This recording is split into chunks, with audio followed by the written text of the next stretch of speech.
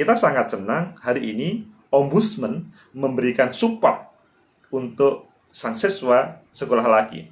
Bagaimana tokoh pendidikan atau teoritikus pendidikan Paulo Freire mendengar hal ini? Pasti akan.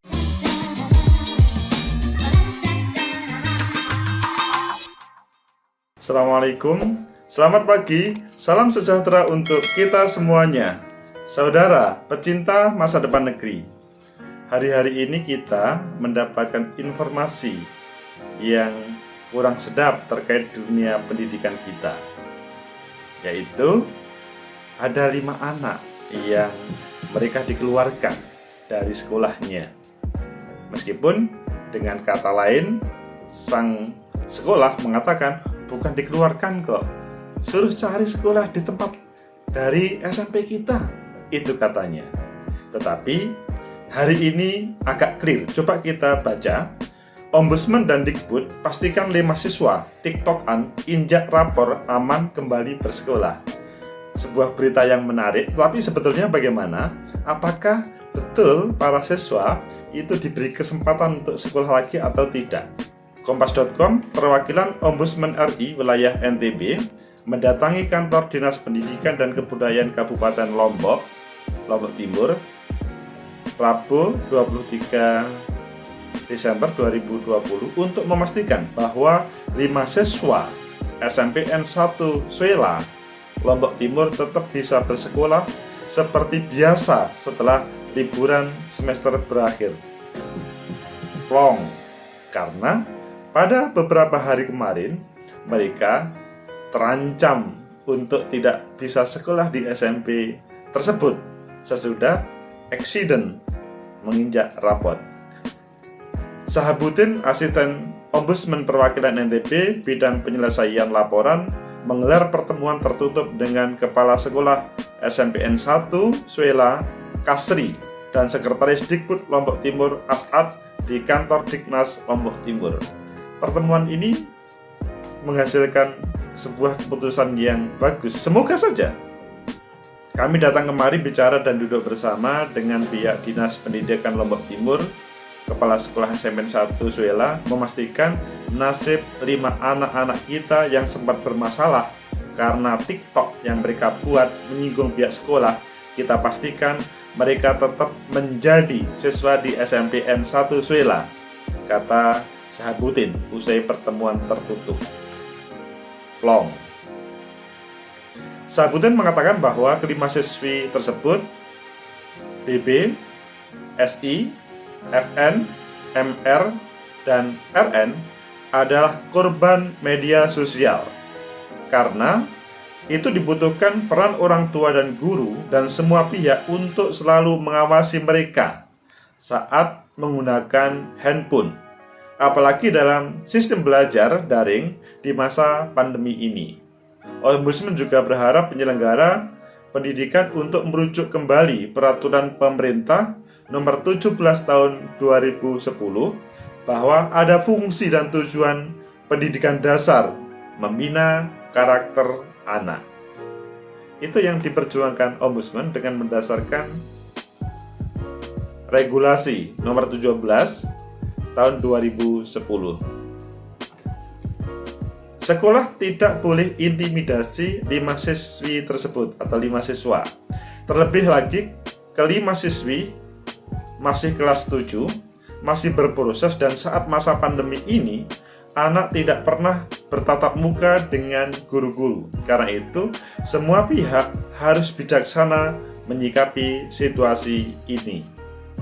Dalam pertemuan itu, kata Sahabuddin, dibuat perjanjian bersama antara pihak sekolah dan orang tua siswa untuk bersama-sama mengawal dan mengawasi anak-anak di sekolah maupun di rumah agar suasana akademis bisa terbangun bagi para siswa, bukan hanya mereka yang sempat bermasalah. Sahabuddin juga meminta agar tetap ada pengawasan untuk kelima siswi tersebut. Jangan sempat nanti ketika masuk sekolah kembali, kelima siswi tersebut ditekan atau diintimidasi oleh pihak sekolah.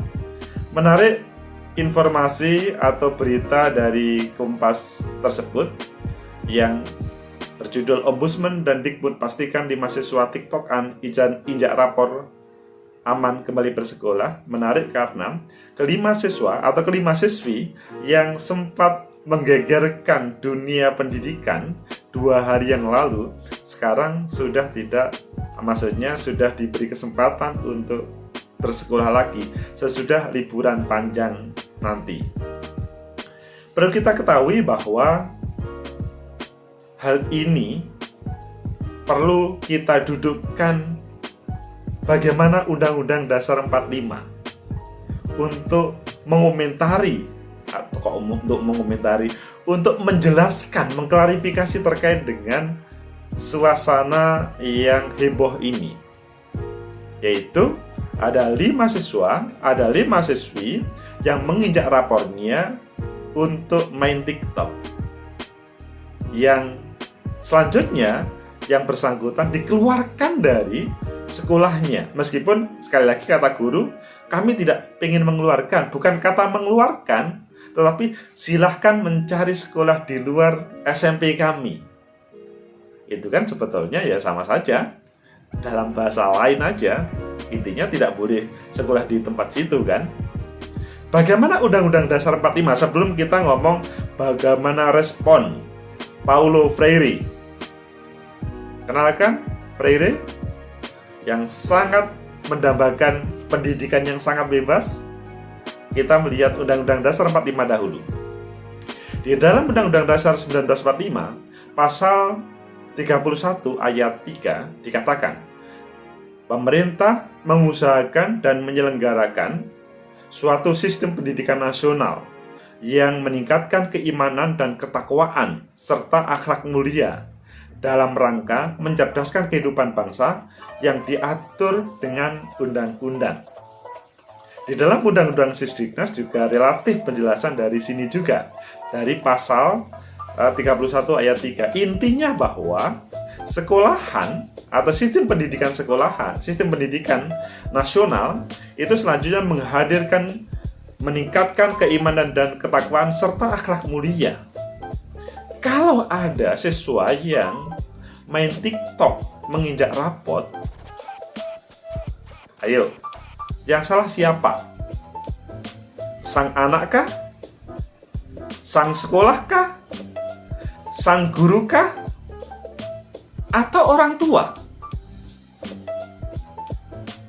Itu yang perlu kita bahas supaya kita tidak mudah untuk menghakimi. Karena menghakimi sang siswa, apalagi langsung dikeluarkan. Silahkan cari sekolah. Jangan sekolah di tempat kami. Jangan sekolah di tempat SMP ini. Itu kan pasti akan menjadikan orang-orang yang disakiti, pasti sang anak pasti langsung nangis, langsung tidak mau makan sebagaimana yang ada di SMP tersebut, di Lombok tersebut, dan pasti juga mereka langsung drop down terkait dengan mental mereka, karena yang mereka masih anak-anak. Anak-anak di bawah 17 tahun itu terkait dengan akhlak, maksudnya baik dan buruk, itu perlu dikawal oleh guru dan orang tua. Di dalam undang-undang tadi, ayat 3 tadi, bahwa sistem pendidikan nasional meningkatkan keimanan, ketakwaan, serta akhlak mulia. Di sini yang paling bertanggung jawab adalah ya sekolah di bawah komando negara. Meskipun ya kita tetap, orang tua tetap dilibatkan. Tetapi ketika ada anak yang berperilaku seperti itu langsung dikeluarkan, itu menjadi masalah besar. Karena mereka itu loh belum pernah ketemu secara langsung, maksudnya yang rutin dengan guru. Mereka baru masuk ke sekolah dalam suasana pandemi COVID-19. Dan langsung dunia pendidikan dengan daring. Mereka mengikuti daring. Biasanya ada yang mendapatkan ranking, tahu-tahu nilainya sangat jelek, sangat tidak manusiawi menurut para siswa. Maka mereka mengekspresikan kekecewaannya dengan TikTok tersebut. Itu kan sebetulnya kalau kita melihat, sang siswa itu kan anak-anak cerdas. Mereka tidak bisa kemudian dikatakan bodoh, jelek. Itu tidak bisa. Karena apa? Mereka mengekspresikan protesnya dengan gaya khas anak kekinian, dengan media sosial. Belum tentu sang guru itu berani mengekspresikan ketika ada kecewa seperti itu. Tahu-tahu kemudian kalau sang guru misalkan ketika kecewa dia pendam, tapi menjadikan dia sakit. Sang siswa mengekspresikan secara langsung, itu menunjukkan bahwa ada sebuah kemerdekaan sang siswa terkait dengan masa depannya. Orang yang berani memprotes seperti itu biasanya adalah anak-anak cerdas yang sebetulnya perlu pengawalan dari guru dan orang tua. Tidak cukup menyalahkan sang anak. Kalau dia tidak cerdas, pasti tidak berani protes. Dan protesnya kan bagus. Dia tidak membakar terkait dengan sekolahan. Oh, ini kok bakar-bakar, bukan. Kita tidak mengatakan bahwa siswa ini adalah siswa yang tidak mempunyai kapasitas. Siswa ini adalah siswa yang cerdas, yang protesnya adalah menampilkan diri di publik. Dan saat ini, karena pandemi COVID-19, media sosial adalah jalurnya. Dengan TikTok. Seharusnya, menurut saya, sang guru itu sering menggunakan berbagai alat media sosial untuk pembelajaran. Sehingga bisa segera masuk dalam maksudnya pendidikannya, pelajarannya, sehingga tidak mendapatkan siswa nilai jelek. Siswa nilai jelek itu kan ada beberapa kemungkinan. Pertama, karena dia bodoh. Kalau dia bodoh kok nggak mungkin ya, karena dia masuk SMP negeri yang relatif mempunyai nama. Kedua, karena mungkin dia nggak belajar, toh mereka juga sama belajarnya dengan lainnya pandemi COVID-19, sehingga seharusnya sama. Sangat mungkin juga seandainya ada kendala jaringan dan lain-lainnya, mungkin juga ini berimbas kepada sang siswa tidak maksimal di dalam menerima pelajarannya, sehingga dalam proses ujiannya nilainya kurang bagus. Dan selanjutnya sang siswa kan kaget, ini kok begini, kemarin saya waktu SD tidak pernah mendapatkan nilai jelek. Kemungkinan juga memang perlu ada evaluasi terkait dengan sistem pendidikan yang ada di SMP tersebut. Sehingga ada siswa yang nilainya jelek. Seharusnya semua siswa nilainya bagus. Tidak boleh SMP misalkan mempunyai alasan, meskipun ini tidak ada sih. Tidak boleh kemudian pendidikan, lembaga pendidikan mengatakan kami kurang maksimal karena pandemi COVID. Harus bisa memberikan semuanya kepada siswa, sehingga semuanya mendapatkan nilai baik. Jadi, kalau siswa nilai jelek itu tidak boleh langsung divonis sang siswa jelek dengan diberi rapor yang jelek. Tetapi, perlu ada evaluasi pihak sekolah ataupun guru itu sendiri.